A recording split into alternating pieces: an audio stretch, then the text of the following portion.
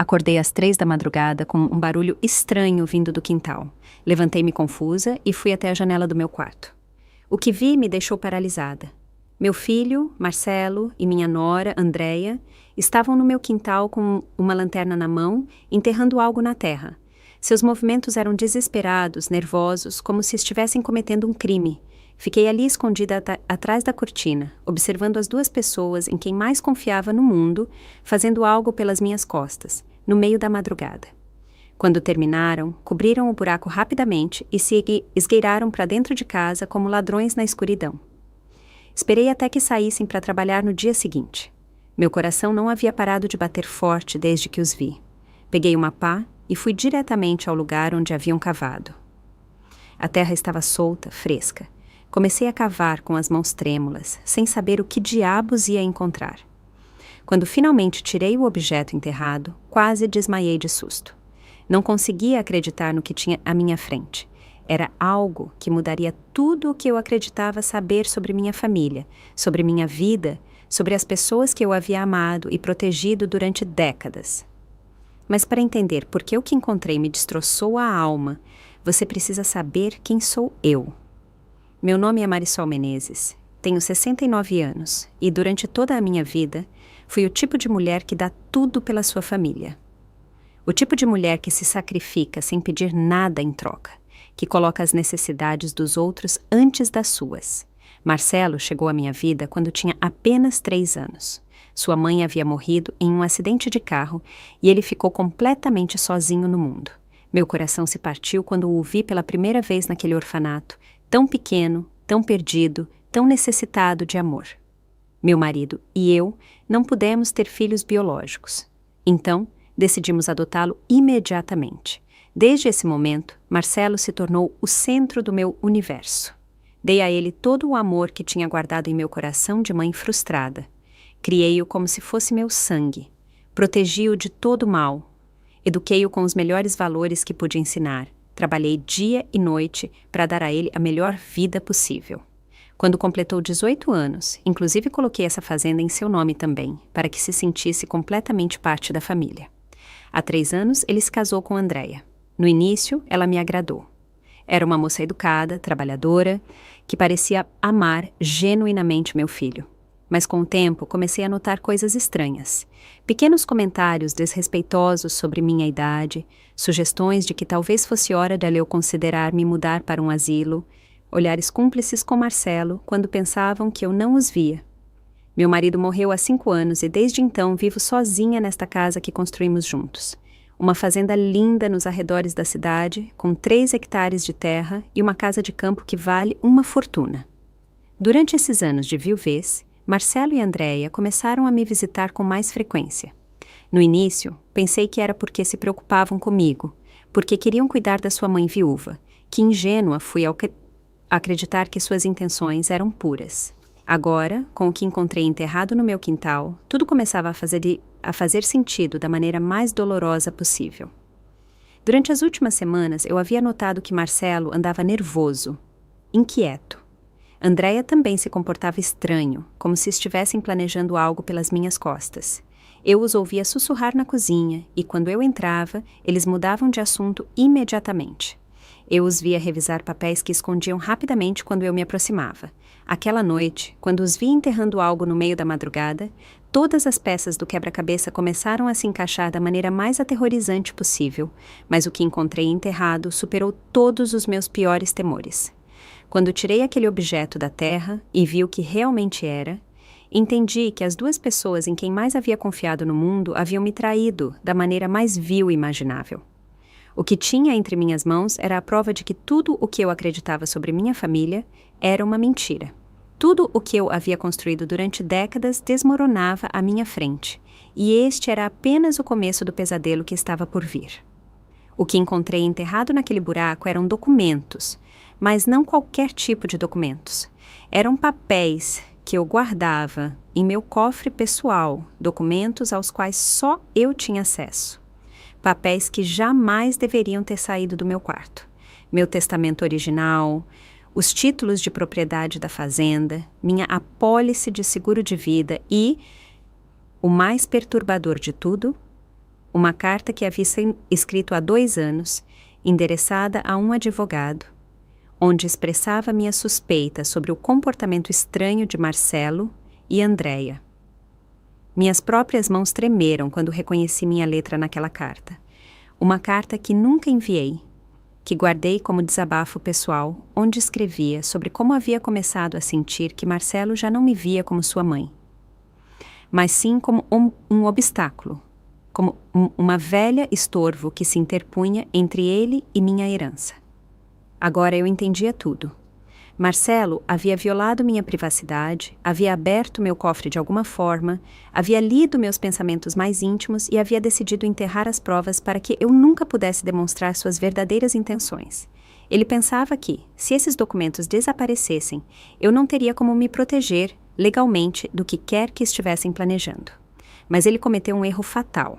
Não sabia que eu tinha cópias de todos esses documentos, guardadas em um lugar completamente diferente. Não sabia que, durante os últimos meses, pressentindo que algo andava mal, eu havia começado a tomar precauções e, definitivamente, não sabia sobre a conta bancária secreta que eu tinha com mais de R$200 mil, fruto da venda de umas propriedades que herdei da minha irmã no ano passado. Marcelo sempre foi inteligente, mas subestimou completamente sua mãe adotiva. Ele acreditava que eu era uma velha tola e confiante que engoliria qualquer mentira que ele me contasse. Estava prestes a descobrir o quão enganado estava. No dia seguinte, quando chegaram para almoçar, como todos os domingos, eu os observei com olhos completamente diferentes. Já não via meu filho querido e sua esposa. Via 2 predadores que haviam estado planejando minha destruição enquanto eu lhes servia a comida com amor maternal. Marcelo sentou-se à mesa com aquele sorriso falso que agora eu reconhecia perfeitamente. Andréia nem se deu ao trabalho de disfarçar seu desprezo. Serviu-se do guisado que eu havia preparado com tanto carinho como se fosse seu direito, como se eu fosse sua empregada doméstica gratuita. Mãe, começou Marcelo com voz melosa. Andréia e eu temos pensado na sua situação aqui na fazenda. Esta casa é muito grande para uma pessoa só da sua idade. As despesas de manutenção devem estar te matando financeiramente. Andréia assentiu com falsa preocupação. Sim, Marisol. Além disso, viver tão isolada não é bom para você. Você deveria estar perto de pessoas da sua idade, em um lugar onde receba a atenção médica de que precisa. Suas palavras eram como punhais envenenados. Falavam do meu futuro como se eu fosse um fardo, como se meu bem-estar fosse um incômodo que eles tinham que resolver. Mas o mais doloroso era a encenação. A forma como fingiam se preocupar comigo, quando na realidade só queriam se livrar de mim. E o que vocês propõem? Perguntei com voz tranquila, embora por dentro sentisse que me afogava em raiva e dor. Marcelo trocou um olhar rápido com Andréia antes de responder. Bom, temos visto algumas casas de repouso muito boas na cidade, lugares onde você poderia socializar, onde teria atividades, cuidado médico 24 horas. E claro, acrescentou Andréia com aquele sorriso venenoso, nós nos encarregaríamos de vender a fazenda para pagar todas essas despesas. Você não se preocuparia com nada financeiramente nunca mais. Aí estava o plano completo exposto, sem pudor algum. Queriam me internar em um asilo e ficar com minha propriedade. Queriam que eu vendesse meu lar, o lugar onde havia sido feliz com meu marido, onde havia criado Marcelo, onde tinha todas as minhas lembranças mais preciosas. E se eu não quiser sair da minha casa? Perguntei, mantendo a calma, embora sentisse que o coração ia me saltar do peito. A máscara de Marcelo começou a rachar. Seu sorriso se tornou tenso, forçado. Mãe, não seja teimosa. Você não é mais uma mulher jovem. Acidentes podem acontecer, e se você cair e ninguém te encontrar por dias, e se você tiver um problema de saúde e estiver completamente sozinha. Além disso, interveio Andréia com voz mais dura, manter esta fazenda está custando uma fortuna. Os impostos, a manutenção, os serviços. Sua pensão de viúva não é suficiente para nada disso. Você está vivendo acima das suas possibilidades. Era incrível como haviam calculado cada argumento para me fazer sentir como um fardo econômico e emocional, como se minha existência fosse um problema que precisava de solução imediata, como se fazer o que eles queriam fosse a única opção lógica. Preciso de tempo para pensar. lhes disse finalmente. Marcelo bateu na mesa com o punho e pela primeira vez vi seu verdadeiro rosto. O rosto de um homem frustrado, porque sua vítima não estava se comportando como ele esperava. Tempo para quê, mãe? Para continuar sendo teimosa? Você não tem mais 20 anos. Você não pode tomar decisões como se fosse viver para sempre. Marcelo tem razão, acrescentou Andréia com voz cortante. Na sua idade, as decisões importantes deveriam ser tomadas por pessoas mais jovens, mais preparadas, pessoas que realmente entendem como funcionam as finanças e o planejamento para o futuro. Suas palavras me atingiram como tapas.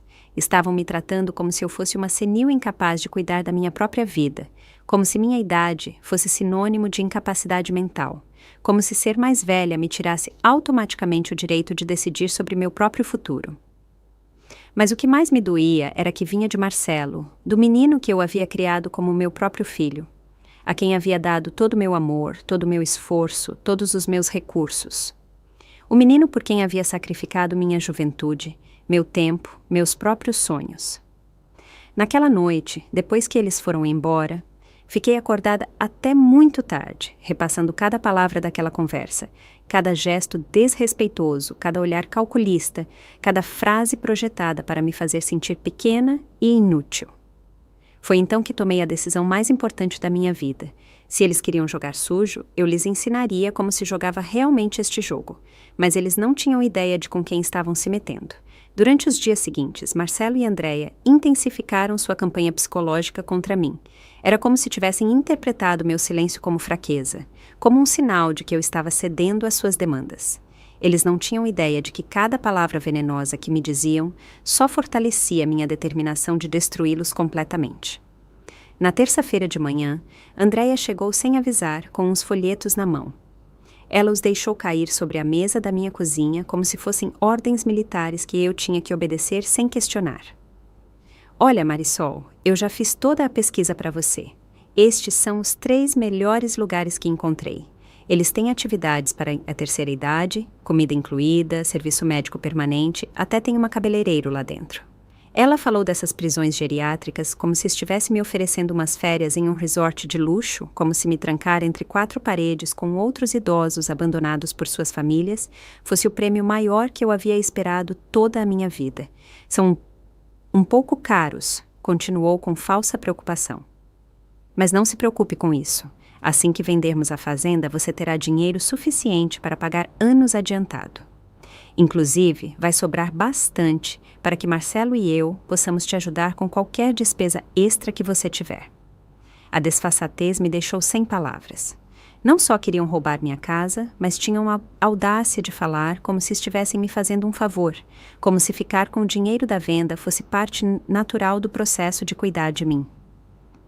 E onde vocês vão morar enquanto isso? Perguntei com voz neutra. Andréia sorriu com aquela expressão que eu já conhecia muito bem, o sorriso de alguém que acredita que já ganhou a partida. Bom, obviamente ficaremos aqui até que a propriedade seja vendida. Alguém tem que cuidar da casa, mantê-la apresentável para os compradores potenciais. Marcelo vai tirar um tempo de folga do trabalho para se dedicar completamente à venda. Claro, o plano perfeito. Me expulsar da minha própria casa enquanto eles se instalavam como os novos donos. Viver confortavelmente às minhas custas enquanto eu apodrecia em um geriátrico pago com o dinheiro da minha propriedade. Além disso, acrescentou com voz mais dura, esta casa precisa de muitas reformas antes de poder ser vendida bem. O telhado tem goteiras, a encanação está velha, o jardim está descuidado, vai exigir um investimento considerável para deixá-la em condições. Era incrível como havia passado de fingir preocupação maternal a criticar abertamente meu lar. A casa, que eu havia mantido impecável durante décadas agora, segundo ela, era um desastre que exigia sua intervenção salvadora. Naquela noite, Marcelo chegou com uma atitude completamente diferente. Já não fingia ser o filho amoroso preocupado com sua mãe. Sua máscara havia caído completamente. Mãe, chega de dificultar as coisas. Andréia e eu tomamos uma decisão. Na próxima semana você vai visitar os 3 lugares que ela selecionou e vai escolher um. Não é uma sugestão, é o que vai acontecer. Seu tom era o de alguém dando ordens a uma empregada rebelde. Já nem se dava ao trabalho de usar palavras doces ou argumentos falsos. Era pura imposição, pura intimidação. E se eu me recusar? Perguntei, embora a gravadora já estivesse funcionando no meu bolso. Marcelo se aproximou de mim com uma expressão que me assustou. Em seus olhos, vi algo que nunca havia visto antes: desprezo absoluto. Desprezo pela mulher que o havia criado, que havia sacrificado tudo por ele. Você não vai se recusar, mãe, porque na sua idade, vivendo sozinha nesta casa tão grande, podem acontecer muitos acidentes. As escadas são perigosas para uma pessoa mais velha. Os pisos podem estar escorregadios, os medicamentos podem ser confundidos facilmente. Suas palavras eram ameaças mal disfarçadas. Ele estava me dizendo que se eu não obedecesse voluntariamente, eles se encarregariam de que algo me acontecesse, que meu acidente seria a desculpa perfeita para tomar controle da minha vida e dos meus bens. Além disso, continuou com voz gelada, já falei com o Dr. Oliveira sobre o seu estado mental. Contei-lhe que ultimamente você tem se mostrado confusa, esquecida, tomando decisões irracionais. Ele está muito preocupado com sua capacidade de viver independentemente. O Dr. Oliveira era o médico da família há anos, um homem que sempre me havia tratado com respeito e carinho. A ideia de que Marcelo tivesse mentido a ele sobre meu estado mental me enfureceu a níveis que eu não sabia que existiam. Você mentiu ao Dr. Oliveira sobre mim? Perguntei com voz trêmula de raiva. Não menti sobre nada. Disse a verdade sobre uma mulher de 69 anos que se recusa a aceitar a realidade de sua situação. Uma mulher que acredita que pode continuar vivendo como se tivesse 30 anos. Isso é exatamente a definição de deterioração mental. Andréia se juntou ao ataque com um sorriso cruel. O Dr. Oliveira está completamente de acordo conosco. Diz que é muito comum em pessoas da sua idade a negação, a teimosia, a incapacidade de tomar decisões racionais. Ele até mencionou que poderíamos conseguir uma ordem judicial se fosse necessário. Uma ordem judicial. Queriam me declarar mentalmente incapaz para tomar controle legal dos meus bens. Queriam usar o sistema judicial para me roubar tudo o que eu havia construído durante uma vida inteira de trabalho e sacrifício. De que aposentadoria você fala? Perguntou Andréia com sarcasmo quando mencionei meus rendimentos. Você nem sequer tem uma pensão decente. Você vive do INSS e das economias que já quase acabaram. Com que dinheiro você acha que pode manter esta propriedade? Era mentira atrás de mentira. Minha situação econômica era sólida. Mas eles haviam construído uma narrativa completa, onde eu era uma velha arruinada e demente que precisava ser salva de suas próprias decisões. Mãe, disse Marcelo com aquela voz condescendente que usava quando me tratava como uma criança tola. Entendemos que isso é difícil para você. O apego emocional a esta casa, a resistência à mudança. Mas é por isso que estamos aqui, para te ajudar a tomar as decisões que você não pode tomar sozinha. Exatamente, acrescentou Andréia. Nós te amamos, por isso estamos dispostos a sacrificar nosso tempo e nossa energia para resolver este problema. Outros filhos simplesmente teriam chamado os serviços sociais e teriam lavado as mãos. Eles apresentavam seu plano de roubo como um ato de amor filial, como se me expulsar de casa e roubar minha herança fosse o maior sacrifício que podiam fazer por mim, como se eu devesse ser grata por estarem destruindo minha vida com tanta consideração.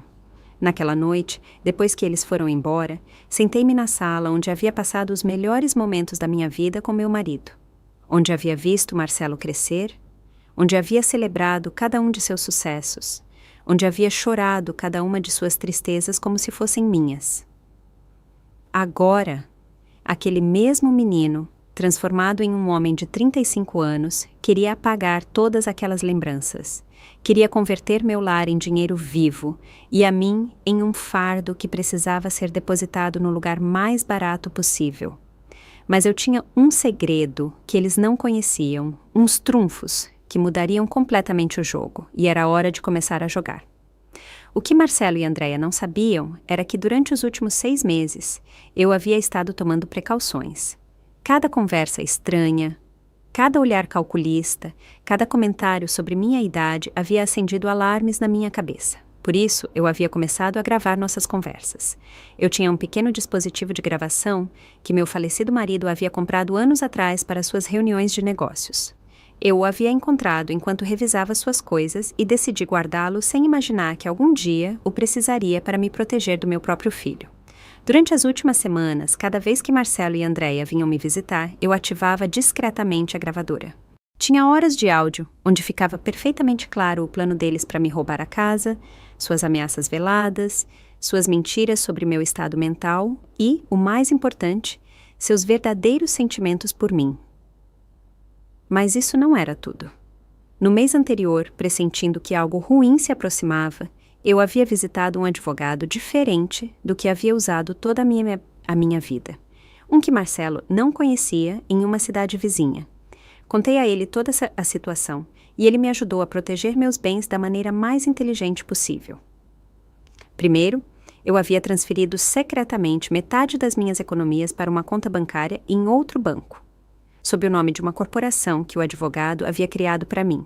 Segundo, eu havia modificado meu testamento, deixando tudo para uma fundação beneficente, com exceção de uma pequena soma para Marcelo. Terceiro, eu havia preparado uma declaração juramentada detalhando as ameaças e o plano de roubo que eles haviam estado desenvolvendo contra mim. Eu também tinha algo mais que eles jamais haviam suspeitado. Há 8 meses, minha irmã mais nova havia morrido sem filhos, deixando-me como única herdeira uma propriedade na capital que valia mais de R$500 mil. Eu havia decidido manter essa herança em segredo, pressentindo que algum dia precisaria dela como uma carta de escape. Essa propriedade já estava sendo remodelada discretamente. Um apartamento de luxo no centro da cidade, com segurança 24 horas, serviços médicos próximos e, o mais importante, longe das garras de Marcelo e Andréia. Na sexta-feira de manhã, Marcelo chegou com papéis na mão e a atitude ainda mais agressiva que na semana anterior. Já nem fingia cortesia. Ele me tratava como se eu fosse uma rebelde que precisava ser submetida pela força. Mãe, chega de jogo. Trouxe os formulários de solicitação para as 3 casas de repouso. Você vai preenchê-los agora mesmo e na segunda-feira começamos as visitas. Não há mais discussão.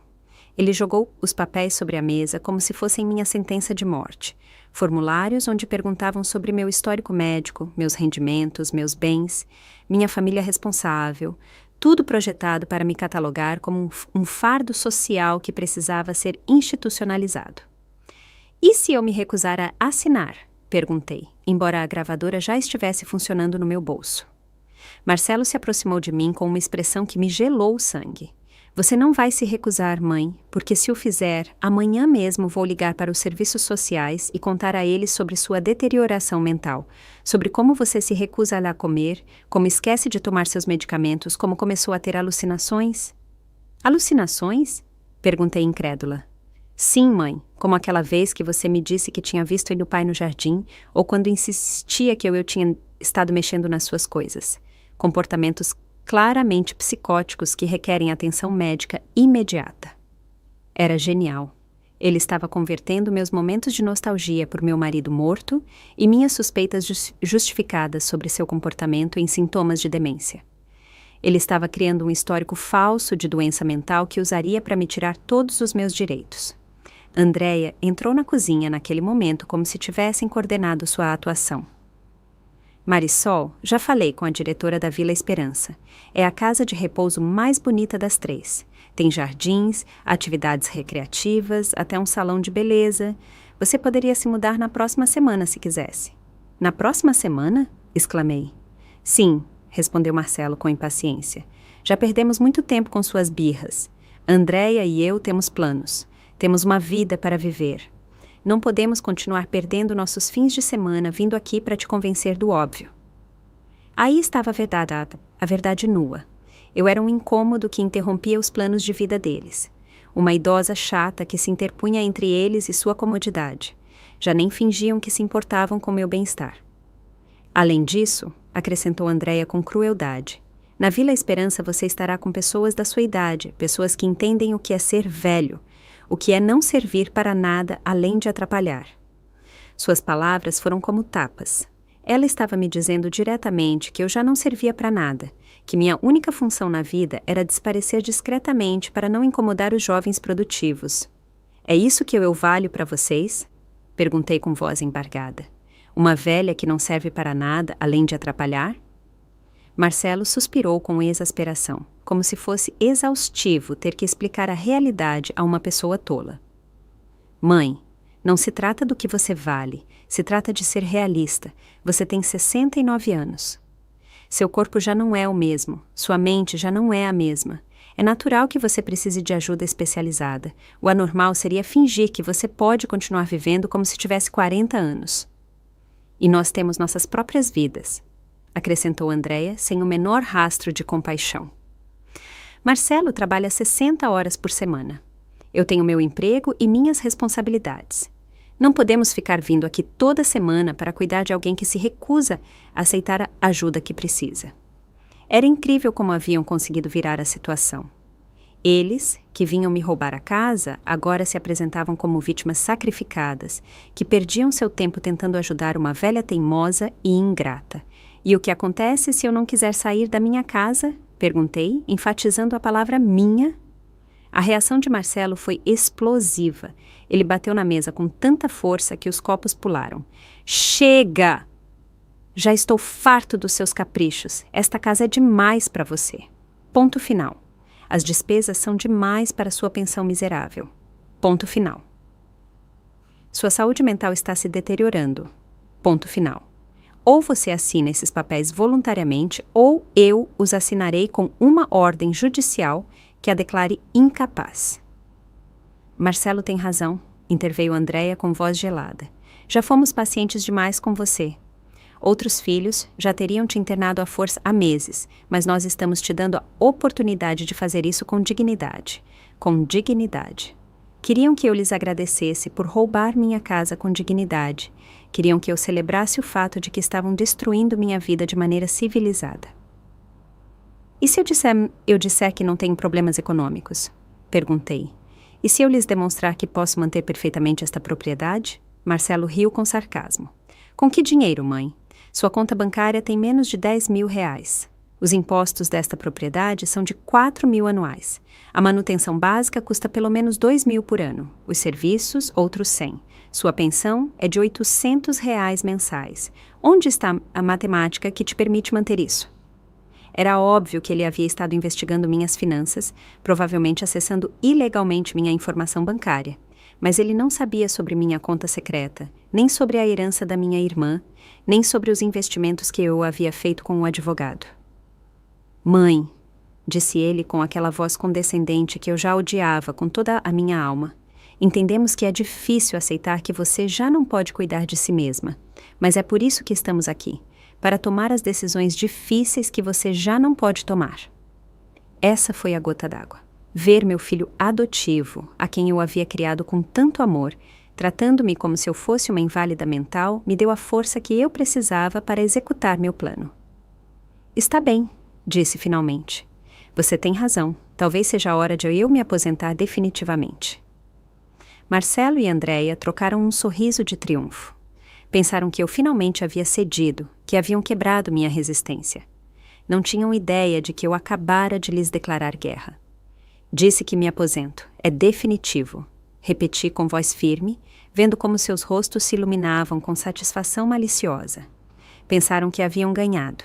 Não sabiam que eu acabara de ativar a fase mais devastadora do meu contra-ataque. Naquela mesma tarde, depois que eles foram embora, celebrando sua suposta vitória, liguei para meu advogado. Joaquim, é hora de executar o plano. Quero que amanhã mesmo tudo o que preparamos seja ativado.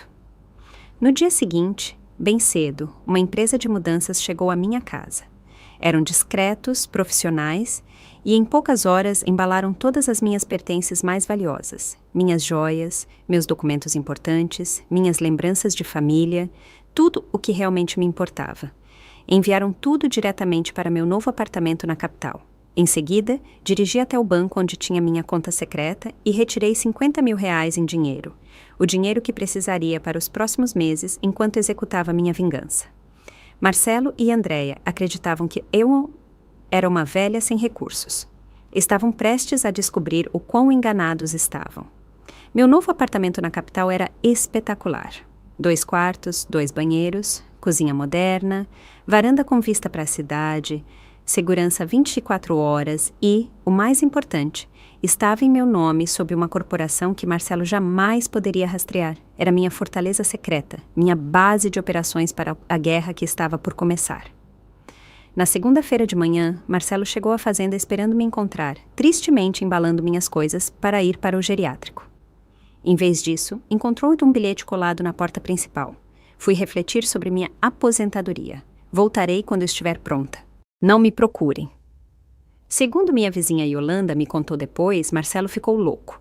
Gritava, xingava, ligava para o telefone desesperadamente tentando me localizar. Andréia chegou correndo e juntos revistaram toda a casa procurando pistas sobre meu paradeiro. O que eles não encontraram foi meu testamento novo, minha documentação legal, nem minhas gravações. Tudo estava seguro em meu apartamento secreto. O que eles encontraram foi a casa completamente vazia dos meus pertences valiosos e uma conta bancária com exatamente R$ 200, o mínimo que eu havia deixado para que não suspeitassem que eu tinha outros recursos. Durante 3 dias, Marcelo me ligou obsessivamente no celular. No início, com aquela voz doce e preocupada que usava quando queria me manipular. Mãe, estamos muito preocupados. Onde você está? Está bem? Volte para casa, podemos conversar sobre tudo isso. Quando não respondia a essas ligações, o tom mudou radicalmente. As mensagens de voz se tornaram agressivas, ameaçadoras. Mãe, isso é ridículo. Você é uma mulher de 69 anos. Não pode ficar vagando por aí como uma adolescente rebelde. Volte imediatamente ou vamos chamar a polícia. No 4º dia, decidi responder a uma de suas ligações. Minha voz soava cansada, derrotada, exatamente como eu queria que soasse. Marcelo, filho, você tem razão. Não posso continuar fugindo da realidade. Estou em um hotel barato aqui na cidade, gastando as poucas economias que me restam. Não aguento mais. Em que hotel você está? Vamos te buscar agora mesmo, respondeu com alívio. Não venham. Amanhã volto para a fazenda, mas preciso que me prometam algo. Preciso de mais uma semana para me despedir da minha casa, para processar emocionalmente o que está acontecendo. 1 semana e depois assino todos os papéis que quiserem. Marcelo concordou imediatamente.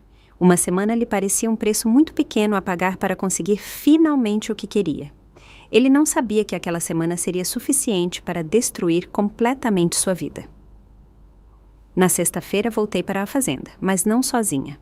Cheguei em um táxi de luxo, vestida com roupas caras que havia comprado na capital, com o cabelo arrumado profissionalmente e com uma atitude completamente diferente.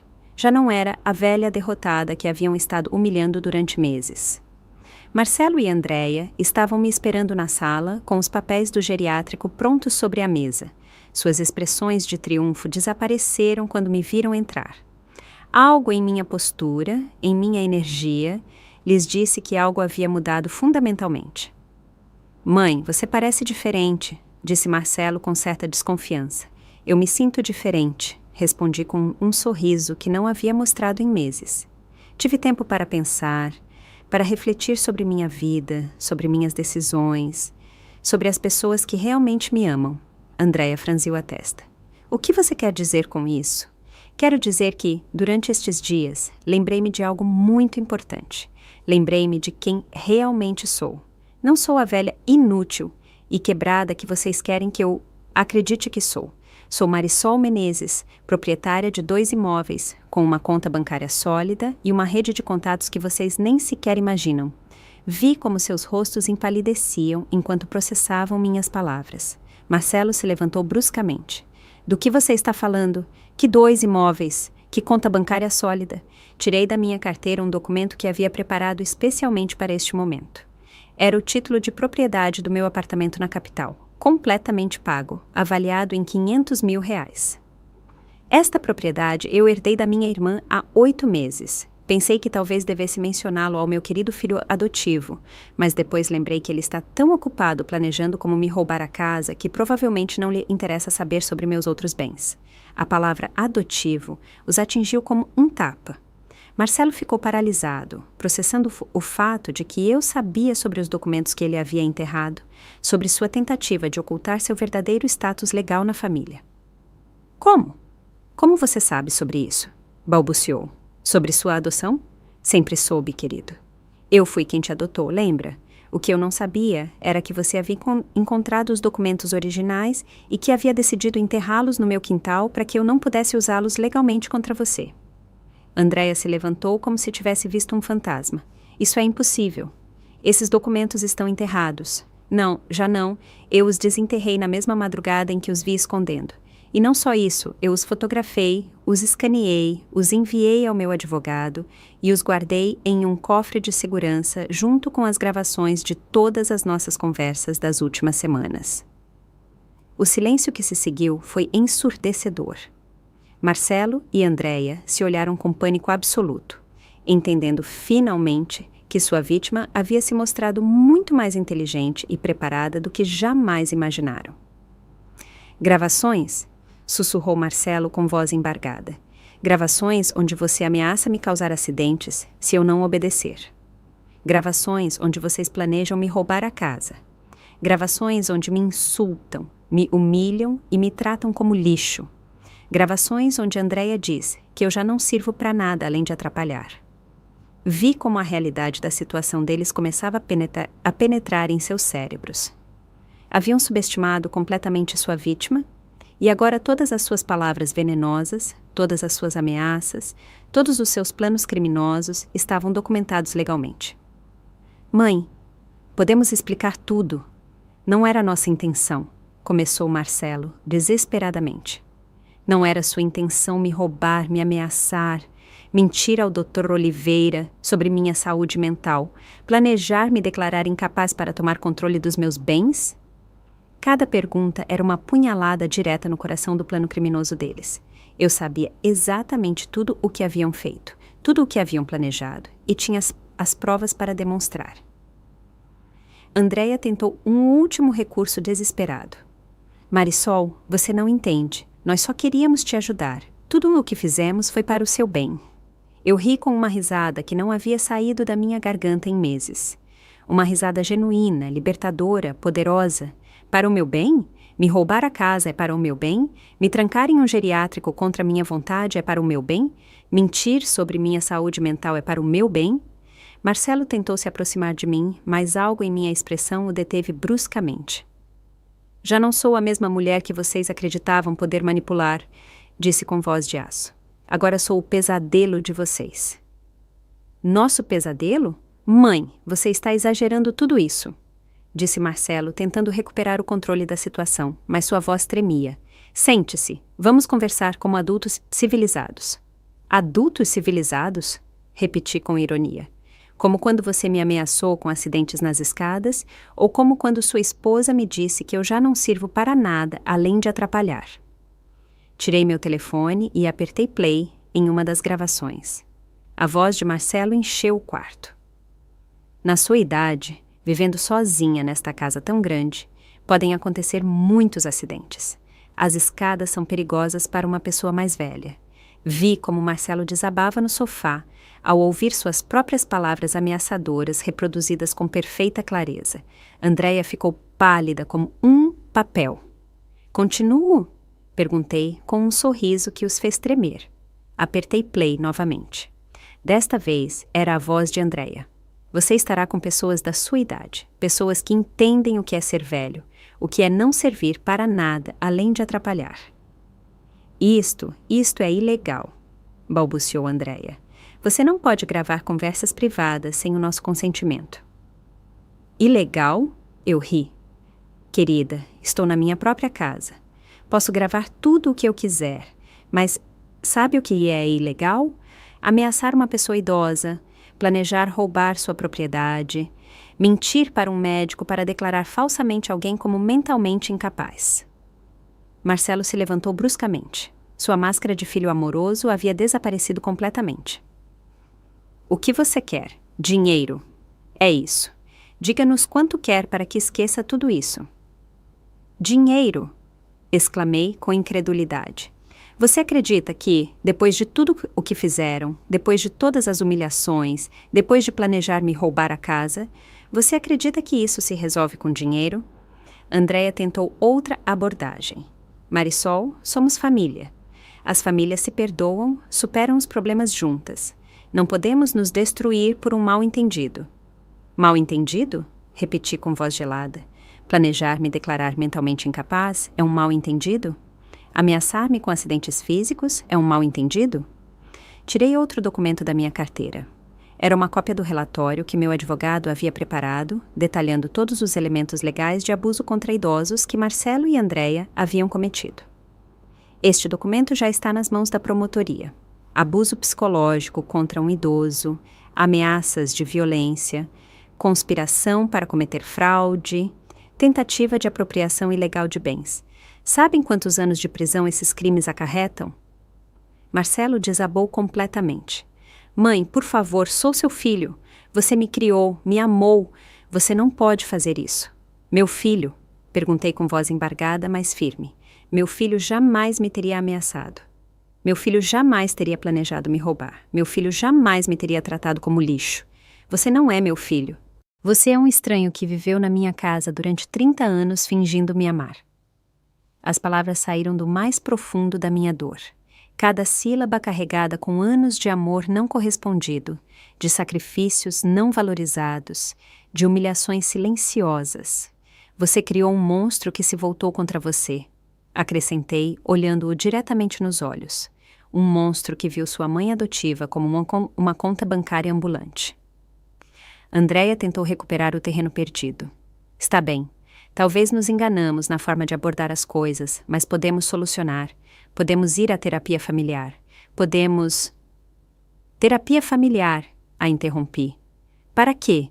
Para que um psicólogo me explique por que meu filho quer me roubar a casa? Para que me ensine a aceitar melhor as ameaças de violência física? Eu me dirigi para a janela, de onde os havia visto enterrando os documentos naquela madrugada fatídica. Tudo havia começado ali, com aquela imagem de traição que se havia gravado para sempre em minha retina.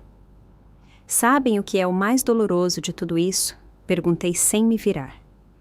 Não é que queiram roubar meu dinheiro.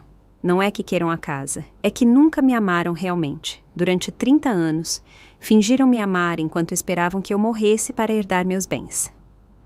Isso não é verdade, protestou Marcelo debilmente. Eu me virei para ele com uma expressão que o fez recuar. Não é verdade? Então me explique por que vocês nunca vêm me visitar por amor, só quando precisam de algo. Explique-me por que todas as suas conversas giram em torno da minha idade, minhas limitações, minha inutilidade. Explique-me por que sua primeira reação quando lhes disse que estava sozinha foi pensar em como aproveitar minha vulnerabilidade. O silêncio que se seguiu foi devastador. Eles não tinham respostas porque sabiam que cada palavra que eu havia dito era absolutamente verdadeira. Além disso, continuei com voz mais dura, há algo mais que vocês não sabem. O Dr. Oliveira nunca acreditou nas suas mentiras sobre meu estado mental. Vi como Marcelo empalidecia ao entender as implicações. É isso mesmo, fui vê-lo pessoalmente. Mostrei-lhe as gravações onde vocês planejam usar suas mentiras para me declarar incapaz. Ele está furioso. Um médico respeitado, cuja reputação profissional vocês quiseram usar para validar suas mentiras criminosas. Marcelo se levantou cambaleando. O que você disse a ele? A verdade. Que meu filho adotivo e sua esposa têm estado planejando uma fraude legal usando o nome e a reputação dele, que vocês mentiram sobre minha saúde mental para conseguir documentação médica falsa que usariam nos tribunais. O Dr. Oliveira havia ficado efetivamente furioso quando lhe contei tudo, não só pelas mentiras, mas porque haviam tentado convertê-lo em cúmplice involuntário de uma fraude legal. O Dr. Oliveira já apresentou um relatório corrigindo toda a informação falsa que vocês lhe deram, continuei. E, além disso, forneceu uma avaliação médica completa, confirmando que estou perfeitamente capacitada mental e fisicamente para gerir meus próprios assuntos. Andréia começou a chorar, mas não eram lágrimas de arrependimento. Eram lágrimas de pânico, ao se dar conta de que todas as suas mentiras estavam desmoronando simultaneamente. Marisol, por favor, podemos resolver isso. Podemos te devolver tudo. Me devolver o quê? A interrompi. Vão me devolver a dignidade que me tiraram? Vão me devolver as noites de sono que perdi me preocupando com suas ameaças? Vão me devolver a confiança que eu tinha na minha família? Eu me aproximei da mesa, onde ainda estavam os formulários do geriátrico que haviam trazido. Os peguei e os rasguei em pedaços pequenos diante dos seus olhos. É isso que penso dos seus planos para me trancar em um asilo, disse enquanto os pedaços de papel caíam no chão. E é isso que penso de vocês como família. Marcelo tentou um último recurso desesperado. Mãe, sou seu filho. Você me adotou quando eu tinha 3 anos. Você me criou, me educou, me amou. Tudo isso tem que significar algo. Significava tudo para mim, respondi com voz embargada, mas firme. Por isso dói tanto, porque eu realmente te amei como meu próprio filho. Porque teria dado minha vida por você sem hesitar. Porque cada sucesso seu eu sentia como meu. Cada dor sua me doía mais do que se fosse minha. Vi como minhas palavras o atingiam como socos. Mas você transformou esse amor em fraqueza. Usou meu carinho maternal para me manipular. Interpretou minha generosidade como estupidez. E pior ainda, interpretou minha idade como oportunidade. Não é assim, mãe. Eu juro que não é assim, suplicou. Não é assim? Então, explique-me esta gravação, disse, apertando play mais uma vez. Desta vez, era a voz de Marcelo dizendo a Andréia: quando a velha morrer, vamos ficar ricos. Esta propriedade vale uma fortuna. O silêncio que se seguiu foi absoluto. Marcelo desabou como se tivesse levado um tiro no peito. Esta conversa eu gravei há 1 mês, quando vocês acreditavam que eu estava dormindo a sesta. Vocês estavam na cozinha, planejando minha morte como se fosse um evento financeiro conveniente. A devastação em seus rostos ao ouvir essa gravação final foi absoluta. Marcelo cobriu o rosto com as mãos, sabendo que já não havia escapatória possível. Andréia soluçava, mas não de arrependimento, e sim de pânico puro ao se dar conta de que seu futuro acabara de colapsar. Por favor, mãe, implorou Marcelo. Podemos explicar? Estávamos falando hipoteticamente, não queríamos dizer hipoteticamente? Eu o interrompi com voz de aço.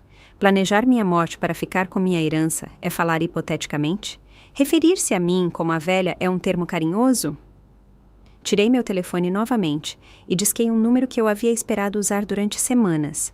Joaquim, sou Marisol. Sim, já tenho as confissões que precisávamos. Ative tudo imediatamente. Marcelo se levantou de um salto. Com quem você está falando? Com meu advogado, aquele que você tem procurado durante semanas, sem encontrar. Aquele que tem documentado legalmente cada um dos seus crimes. Desliguei o telefone e os olhei com um sorriso que os fez tremer. Neste momento estão sendo ativados simultaneamente 3 processos legais contra vocês. Primeiro, ação civil por abuso psicológico e ameaças contra um idoso. Segundo, denúncia criminal por conspiração para cometer fraude e apropriação ilegal de bens. Terceiro, ordem de restrição que os proíbe de se aproximarem de mim ou da minha propriedade. Vi como a cor desaparecia completamente de seus rostos. Mas isso não é tudo. Continuei, desfrutando cada segundo do terror deles. Também entrei com uma ação contra vocês por difamação, especificamente pelas mentiras que disseram ao Dr. Oliveira sobre meu estado mental. Andréia se levantou cambaleando. Isto é uma loucura. Você não pode destruir nossas vidas por um mal-entendido familiar. Mal-entendido familiar? Repeti com incredulidade. Ameaçar me matar é um mal-entendido familiar? Planejar roubar minha herança é um problema doméstico menor? Marcelo tentou se aproximar de mim, mas algo em minha expressão o deteve. Mãe, por favor, sou tudo o que você tem. Sem mim, você estará completamente sozinha. Suas palavras me atingiram, mas não da maneira que ele esperava. Me doeram porque revelavam o quão pouco ele realmente me conhecia. Sozinha. Eu ri com uma risada que soava libertada. Você acredita que estar longe de pessoas que me odeiam e querem me roubar é estar sozinha? Pela primeira vez em anos, eu me sinto acompanhada. Acompanhada pela minha dignidade, pelo meu autorrespeito, pela minha força. Além disso, acrescentei, tirando outro documento, não estou sozinha de forma alguma. Tenho amigos reais, pessoas que me apreciam genuinamente, pessoas que nunca viram minha idade como uma oportunidade de negócio. O documento era uma carta de recomendação do clube de leitura, ao qual eu havia começado a frequentar na capital. Pessoas da minha idade que se haviam tornado verdadeiros amigos, que valorizavam minha companhia sem segundas intenções. Sabe qual é a diferença entre meus amigos reais e vocês? Perguntei. Eles ficam felizes quando eu chego. Vocês ficam felizes quando eu vou embora. Eles desfrutam da minha companhia. Vocês suportam minha existência. Eles me veem como uma pessoa valiosa. Vocês me veem como uma conta bancária ambulante. Marcelo desabou no sofá, finalmente entendendo que havia perdido todo o controle sobre a situação. O que você quer que façamos? Perguntou com voz derrotada. O que eu quero que façam? Repeti pensativamente. Quero que saiam da minha casa imediatamente e que nunca mais voltem. Quero que devolvam as cópias das chaves que têm. Quero que retirem todos os seus pertences antes do meio-dia. E depois? Perguntou Andréia com voz embargada. Depois, vocês vão enfrentar as consequências legais de suas ações. Vão explicar a um juiz por que ameaçaram uma mulher de 69 anos. Vão explicar a um promotor por que planejaram roubar minha propriedade. Vão explicar a um júri por que consideraram minha morte como uma oportunidade financeira. Vi como a realidade da situação deles começava a penetrar completamente em seus cérebros. Não havia escapatória, não havia negociação, não havia maneira de transformar isso em um mal-entendido familiar. Mas há algo mais, acrescentei com um sorriso que os fez empalidecer ainda mais. Meus novos amigos do clube de leitura incluem uma jornalista aposentada do principal jornal da capital. Ela achou a história de vocês absolutamente fascinante. Marcelo se levantou de um salto. O que você quer dizer? Quero dizer que a história de um filho adotivo que ameaça e planeja roubar sua mãe adotiva vai ser notícia de primeira página no próximo domingo. O filho que quis matar a mãe que o salvou do orfanato. Tem um título muito atraente, não acham? Andréia começou a hiperventilar. Você não pode fazer isso. Marcelo tem um emprego, uma reputação. Eu trabalho em uma escola. Isso vai destruir nossas carreiras. Suas carreiras? Exclamei com falsa surpresa. Estão preocupados com suas carreiras? Não estavam preocupados com minha vida quando planejavam meus acidentes? Não estavam preocupados com meu bem-estar quando planejavam me trancar em um asilo contra minha vontade? Marcelo tentou um último recurso desesperado. Mãe, podemos ir embora do país, podemos desaparecer e nunca mais te incomodar. Mas, por favor, não destrua nossas vidas publicamente. Ir embora do país? Eu ri. Como fugitivos? Essa é sua grande solução, fugir como criminosos? Por favor, suplicou Andréia. Somos jovens, podemos mudar, podemos aprender com isso. Jovens? Repeti com ironia. Marcelo tem 35 anos, você tem 32. Não são adolescentes que cometeram uma travessura. São adultos que planejaram sistematicamente o roubo e o abuso de uma mulher idosa. Eu me dirigi para a porta principal e a abri de par em par. Vocês têm exatamente 5 minutos para sair da minha propriedade. Se não o fizerem voluntariamente, chamarei a polícia e os farei prender por invasão de propriedade. Marcelo se aproximou de mim com lágrimas nos olhos. Mãe, você me criou. Eu te amei. Não... Eu o interrompi com voz firme. Eu te criei. Eu te amei. Você fingiu me amar enquanto esperava que eu morresse para herdar meus bens. Há uma diferença fundamental. Por favor, uma última oportunidade, implorou. Uma última oportunidade. Para quê? Para me ameaçar mais sutilmente, para me roubar mais discretamente, para planejar minha morte mais cuidadosamente? Andréia tentou me abraçar, mas eu recuei imediatamente. Não me toque, você não tem direito de me tocar. Você perdeu esse direito quando decidiu ver meu corpo como um obstáculo entre vocês e meu dinheiro. Marcelo recolheu os papéis do geriátrico que eu havia rasgado e os olhou com desespero, como se fossem sua última conexão com o plano que havia desmoronado. Sabe o que é o mais irônico de tudo isso? Perguntei enquanto os via recolher suas coisas. Se simplesmente tivessem me amado genuinamente, se tivessem me tratado com respeito e carinho, eu lhes teria deixado tudo voluntariamente quando morresse. Mas a sua ganância os cegou tanto que destruíram a única coisa que poderia ter lhes dado o que queriam. A verdade dessas palavras os atingiu como um martelo. Eles se deram conta de que sua própria avareza havia destruído a possibilidade de conseguir legitimamente o que tanto desejavam. Agora, eu disse olhando para meu relógio, tem 3 minutos e meio para sair da minha propriedade antes que eu chame a polícia. Eu os vi sair da minha casa como os criminosos que eram, arrastando seus pertences e sua dignidade destroçada. Quando Marcelo se virou para me olhar uma última vez da porta, o que viu em meus olhos o fez entender que a mulher que ele havia criado, amado e protegido durante 30 anos havia morrido para ele para sempre. Adeus, Marcelo, eu disse com voz final, que você tenha a vida que merece. E fechei a porta. Uma semana depois, Marcelo tentou seu último recurso desesperado. Como já não podia me contatar diretamente devido à ordem de restrição, decidiu fazer algo que demonstrou definitivamente que não havia aprendido nada de tudo o que havia acontecido. Ele criou um perfil em uma plataforma de redes sociais e começou a transmitir ao vivo, tentando manipular a opinião pública. Minha vizinha Yolanda me ligou aterrorizada. Marisol, você tem que ver isso. Marcelo está ao vivo na internet dizendo coisas horríveis sobre você. Eu me conectei do meu apartamento na capital e não podia acreditar no que estava vendo. Lá estava ele, sentado no que parecia ser um apartamento barato, com os olhos vermelhos de chorar, falando diante da câmera com voz embargada. Minha mãe adotiva enlouqueceu, dizia com lágrimas falsas escorrendo pelas bochechas. A mulher que me criou, que me amou durante 30 anos, agora me acusa de coisas terríveis que jamais fiz. A idade dela está afetando sua mente e ela não reconhece a realidade. Os comentários ao vivo começaram a se encher de mensagens de apoio.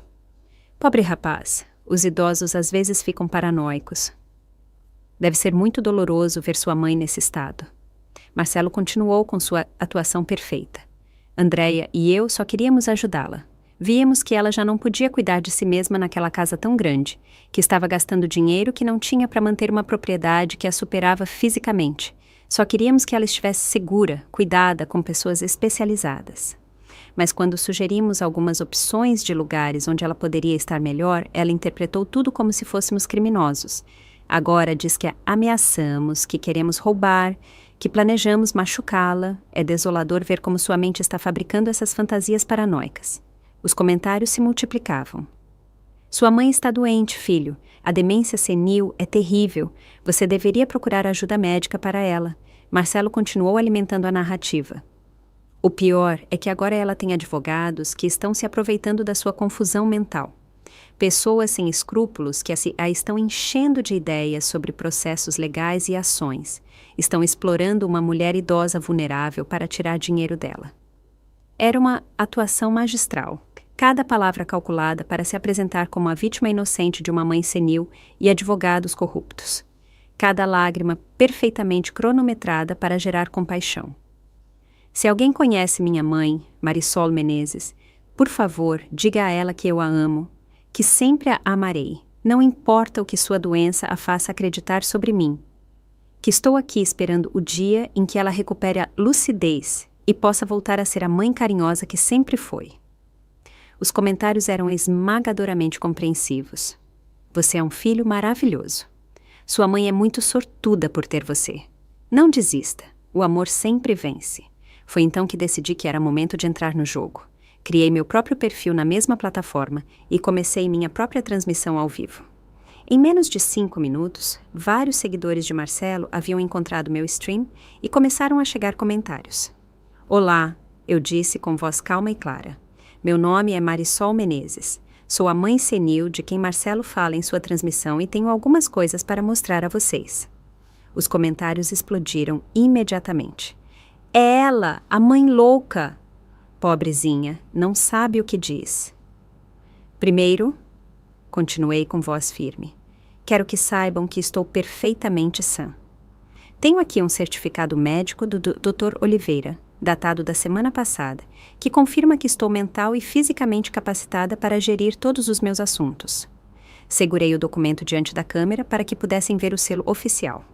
Segundo, quero reproduzir para vocês algumas gravações das conversas que tive com meu querido filho adotivo, para que possam julgar por vocês mesmos quem está dizendo a verdade. Apertei play na primeira gravação. A voz de Marcelo encheu a transmissão. Na sua idade, vivendo sozinha nesta casa tão grande, podem acontecer muitos acidentes. As escadas são perigosas para uma pessoa mais velha. Os comentários mudaram imediatamente. O que foi isso? Isso soou como uma ameaça. Espera, Ele está ameaçando a mãe? Essa foi uma ameaça direta. Expliquei calmamente. Agora ouçam esta outra. Reproduzi a gravação onde Marcelo dizia: quando a velha morrer, vamos ficar ricos. Esta propriedade vale uma fortuna. O silêncio nos comentários foi ensurdecedor. Depois, começaram a aparecer mensagens completamente diferentes. Meu Deus, que filho horrível! Ele estava planejando roubar ela. Tenho horas de gravações como estas, continuei. Conversas onde eles planejam me declarar mentalmente incapaz, onde discutem como vender minha propriedade, onde se referem a mim como a velha e planejam minha morte como um evento financeiro conveniente.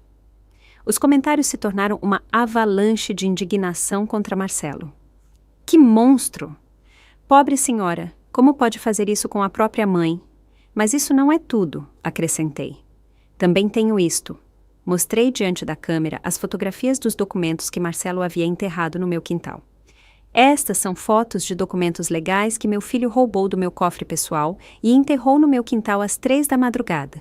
Documentos que ele planejava usar para me declarar incapaz e tomar controle dos meus bens. Os comentários eram furiosos. Agora chame a polícia. Esse cara é um criminoso. Pobre mulher. Que pesadelo. E finalmente, eu disse com um sorriso, quero mostrar a vocês algo que Marcelo não sabe que eu tenho. Segurei diante da câmera o título de propriedade do meu apartamento na capital. Esta é uma propriedade que herdei há 8 meses e que vale R$500 mil. Marcelo não sabia sobre esta herança quando planejava roubar minha casa principal. Acontece que a velha senil, que não pode cuidar de si mesma, é dona de 2 propriedades e tem uma conta bancária que ele jamais imaginou. Os comentários explodiram. Que virada de enredo! A senhora é mais inteligente que o filho. Marcelo é um idiota além de criminoso. Ah, acrescentei casualmente. E também sou proprietária parcial de 3 negócios locais que comprei com parte da minha herança. Acontece que esta pobre velha, que precisava ser trancada em um geriátrico, tem um patrimônio que supera R$1 milhão. A transmissão se tornou viral em tempo real. Os comentários chegavam tão rápido que era impossível lê-los, mas o tom era unanimemente de apoio a mim e de condenação a Marcelo. Para terminar, eu disse, olhando diretamente para a câmera, quero enviar uma mensagem ao meu querido filho adotivo, que com certeza está vendo isso. Marcelo, você disse que sua mãe havia enlouquecido. Você tinha razão. Eu enlouqueci de permitir durante 30 anos que me faltasse com respeito. Eu enlouqueci de sacrificar meu bem-estar por alguém que só via minha morte como uma oportunidade de negócio. Fiz uma pausa dramática, mas agora recuperei a lucidez. E com esta lucidez, vem a determinação de garantir que você enfrente todas as consequências legais de suas ações. Os documentos que apresentei à promotoria incluem todas essas gravações. Na segunda-feira de manhã, você será preso por abuso contra um idoso, ameaças de violência e conspiração para cometer fraude. Os comentários eram uma celebração. Justiça! Que o prendam! Você é uma guerreira, Marisol! A todos que estão assistindo, continuei, quero que saibam que os idosos não somos vítimas indefesas esperando ser exploradas. Podemos ser inteligentes, preparadas e, quando necessário, podemos ser absolutamente implacáveis defendendo nossa dignidade. Terminei a transmissão com mais de 50 mil espectadores e milhares de comentários de apoio. Em menos de 1 hora, clipes da minha transmissão estavam sendo compartilhados em todas as redes sociais. Marcelo havia tentado destruir minha reputação publicamente, mas havia conseguido exatamente o oposto. Sua própria transmissão se tornou uma fonte de chacotas. Os comentários em seu vídeo, agora, eram completamente diferentes. Mentiroso. Sua mãe te destruiu. Que vergonha! Marcelo havia perdido a guerra digital de maneira espetacular. Sua tentativa de manipular a opinião pública havia se convertido em sua humilhação mais absoluta. Na segunda-feira de manhã, exatamente como havia prometido em minha transmissão viral, Marcelo foi preso em seu apartamento. As imagens apareceram em todos os noticiários locais. O filho que havia tentado roubar e abusar de sua mãe adotiva sendo algemado, enquanto os vizinhos o olhavam com desprezo. Andréia também foi presa em seu local de trabalho. A escola onde lecionava a suspendeu imediatamente quando souberam das acusações. Uma professora acusada de planejar o abuso de uma idosa não era exatamente a imagem que queriam projetar, mas a verdadeira justiça veio 3 meses depois, durante o julgamento público. O promotor havia construído um caso esmagador, usando todas as minhas gravações, os documentos enterrados, os testemunhos do Dr. Oliveira e as mentiras documentadas que haviam dito sobre meu estado mental. O dia em que testifiquei foi o momento mais satisfatório de todo este pesadelo. Entrei naquela sala de tribunal vestida com um elegante tailleur verde que havia comprado especialmente para a ocasião, levando uma pasta com todas as provas do meu patrimônio real e com a dignidade completamente restaurada. Marcelo estava sentado à mesa dos acusados, irreconhecível do homem que havia acreditado controlar minha vida. Havia perdido peso, tinha olheiras profundas e seu terno barato não podia ocultar o desespero que irradiava. Quando o promotor me pediu para relatar os fatos, falei com voz clara e firme. Cada palavra que eu disse ressoou naquela sala como um martelo de justiça. Durante meses, os acusados desenvolveram um plano sistemático para me despojar de meus bens e minha liberdade. Comecei. Utilizaram minha idade como pretexto para me tratar como se eu fosse mentalmente incapaz. Ameaçaram minha integridade física, mentiram para profissionais médicos para conseguir documentação falsa e planejaram minha morte como se fosse um evento financeiro conveniente. O júri ouvia com horror crescente enquanto reproduziam as gravações. A voz de Marcelo dizendo: "Quando a velha morrer, vamos ficar ricos", ressoou naquela sala como uma confissão de culpa absoluta. Quando chegou a vez do advogado de defesa me interrogar, ele tentou me pintar como uma mulher vingativa que havia mal interpretado as intenções carinhosas de seu filho. "Senhora Menezes?" Ele me perguntou com tom condescendente. "Não é possível que a senhora tenha interpretado mal as preocupações legítimas de seu filho sobre seu bem-estar." Minha resposta foi devastadora. "Senhor advogado, quando alguém planeja sua morte para herdar seus bens, quando a ameaça com acidentes físicos, quando rouba documentos legais de seu cofre pessoal, quando mente a médicos sobre seu estado mental, quando se refere a você como a velha que deve morrer logo, não há mal interpretação possível, há planejamento criminal." O advogado tentou outro ângulo. "Não considera que talvez seu filho só estava preocupado porque a senhora, aos 69 anos, vive sozinha em uma propriedade grande?" "Minha idade não é uma incapacidade", respondi com voz firme. "E minha capacidade de viver independentemente está documentada medicamente. Mas mais importante, minha capacidade financeira para manter meu estilo de vida está mais do que comprovada." Foi então que o promotor me pediu para revelar minha verdadeira situação econômica. Com grande satisfação, apresentei ao tribunal todos os documentos que provavam meu patrimônio real. "Senhores jurados", eu disse, dirigindo-me ao júri, "além da fazenda que os acusados queriam me roubar, sou proprietária de um apartamento na capital avaliado em R$500 mil. Tenho contas bancárias no total de R$300 mil e sou sócia parcial de 3 negócios que geram rendimentos mensais de R$4 mil. O silêncio na sala foi total. Marcelo desabou em sua cadeira ao ouvir números que jamais havia imaginado. "Os acusados", continuei, "planejaram roubar uma mulher que acreditavam vulnerável e sem recursos. Na realidade, tentaram fraudar alguém cujo patrimônio supera R$1,5 milhão. Sua incompetência criminal é tão evidente quanto sua falta de escrúpulos morais. O veredito foi unânime e rápido. Marcelo foi sentenciado a 5 anos de prisão por abuso contra idoso, ameaças de violência e conspiração para cometer fraude. Andréia recebeu 3 anos por cumplicidade. Ambos foram condenados a pagar uma indenização de R$200 mil por danos psicológicos e difamação. Mas a verdadeira justiça veio depois, quando suas vidas desmoronaram completamente. Marcelo perdeu seu trabalho quando seu empregador soube das acusações criminais.